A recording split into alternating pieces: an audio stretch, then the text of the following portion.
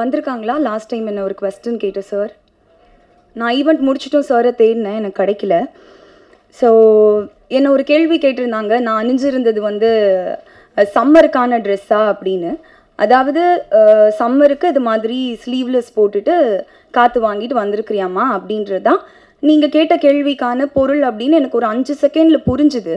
ஆனால் நான் வந்து அந்த இடத்துல கோவப்படுறதா இல்லை தொகுப்பாளினியா மேடை நாகரிகம் கருதி அமைதியாக பதில் சொல்கிறதா அப்படின்ற குழப்பத்திலேயே நான் அந்த இடத்த கடந்து போயிட்டேன். Periyar Maniammai Institute of Science and Technology, Tanjavur. CSE with specialization in AI and ML, data science, cybersecurity and more. அதுக்கப்புறம் நான் வெளியே வந்து உங்களை தேடினேன், நீங்கள் இல்லை.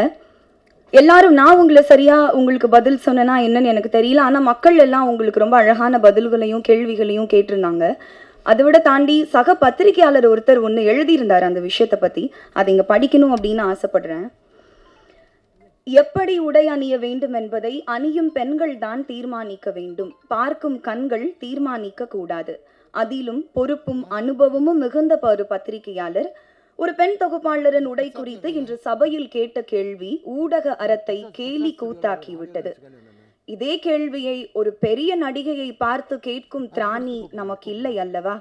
பின் ஏன் எளிய பெண்களிடம் தன் பெண் மை இருக்கும் தைரியத்தில் கேட்க வேண்டும்?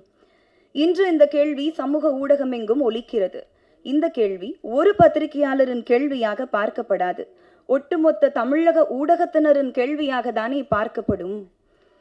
நாம் எரியும் கற்களை இயற்கை நமக்கே திருப்பி அனுப்பும் அப்படின்னு ஒரு பத்திரிகையாளர் எழுதியிருந்தாரு. அவருக்கு ரொம்ப நன்றி. அவர் பேரை தெரிஞ்சுக்கிறதுக்கு நான் ட்ரை பண்ண குரூப்பில் தான் ஃபார்வர்ட் பண்ணியிருந்தாங்க. நான் வந்து சின்ன வயசில் நான் பேச்சு போட்டியில் டிஸ்ட்ரிக்ட் லெவலில் ஃபர்ஸ்ட் ப்ரைஸ் எல்லாம் வின் பண்ணியிருக்கிறேன் சார். உங்களுக்கு ஒர்க் எத்திக்ஸ் அப்படின்னா என்னன்னு தெரியுமான்னு எனக்கு தெரியல. ஆனால் நான் விவரம் தெரிஞ்ச வயசுலேருந்து மேடை ஏறி மைக்கு முன்னாடி நிற்கிறதால நான் அழகான தமிழ் வார்த்தைகளை தான் பயன்படுத்துவேன் அப்படின்னு எப்போவுமே எனக்கு ஒன்று இருக்கும். ஸோ இதெல்லாம் படித்ததுக்கப்புறம் மக்களோட கருத்துக்களை நீங்கள் படித்ததுக்கப்புறம் சக பத்திரிகையாளர் சொன்னதுக்கப்புறம் உங்களுக்கு கொஞ்சமாவது புரியும் அவங்க சொல்ல வருது அப்படின்னு நினச்சா அதை ஏற்றுக்கக்கூடிய மனநிலையில் நீங்கள் கொஞ்சம் கூட இல்லை அப்படின்னு உங்களோட ஃபேஸ்புக் பக்கத்தை பார்க்கும்போது தெரிஞ்சுது. அந்த கேள்வியை ரொம்ப நியாயப்படுத்தி ரொம்ப அபத்தமான விளக்கங்கள் கொடுத்து ரொம்ப வக்ரமான சொற்கள் அங்கேயும் நீங்கள் பயன்படுத்தியிருந்தீங்க. அதை பார்க்கும்போது எனக்கு வந்து நீங்கள் ஏன் இப்படி பண்ணுறீங்க, மாற மாட்டிங்களா, புரியாதா அப்படின்லாம் எனக்கு கேட்க தோணல. ரொம்ப வருஷமாக கேட்குறாங்க. எனக்கு இருந்த ஒரே கன்சர்ன் உங்களோட அடுத்த தலைமுறைக்கு நீங்கள் என்ன மாதிரியான மாரல்ஸையும் எத்திக்ஸையும் வேல்யூஸையும் கடத்துவீங்க அப்படின்றதான் என்னோட ஒரே எண்ணமாக இருந்துச்சு.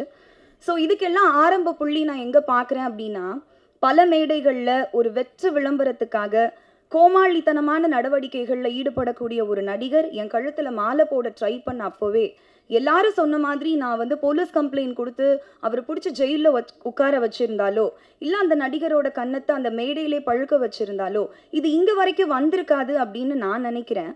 ஏன்னா வந்து அமைதியாகவே இருக்கிறதுனால நான் ரொம்ப பலவீனமானவள் அப்படின்னு நினச்சிட்டு உங்களை மாதிரியான சில ஆண்கள் உங்கள் பலத்தை என்கிட்ட காட்டணும் அப்படின்னு நினைக்கிறீங்களான்னு எனக்கு தெரியல.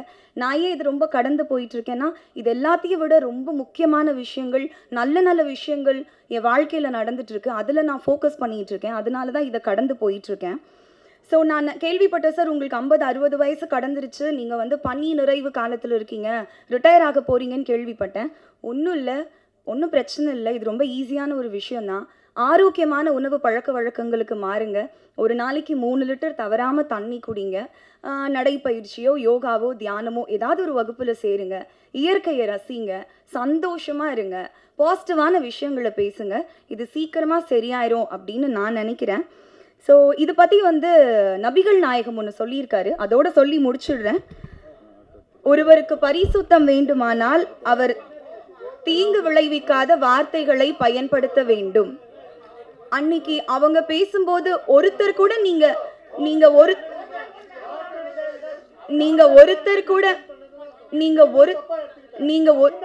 என்ன சார் தப்பா எடுத்தேன் சொல்லுங்க. என்ன தப்பா எடுத்தேன் சொல்லுங்க சார்.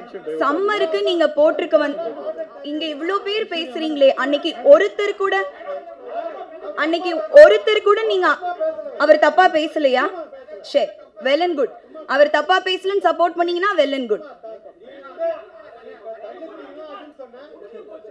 ஓ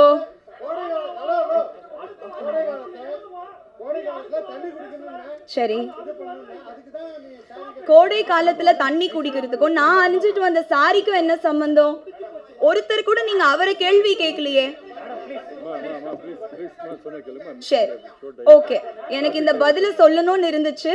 இதோட வந்து இதுக்கப்புறம் என்ன வந்து வம்புக்கு இழுக்காதீங்க. இதுக்கப்புறம் ஓ சரி சரி சரி, தேங்க்யூ சார். இந்த டைம் கொடுத்ததுக்கு பெரிய நன்றி. Thank you sir.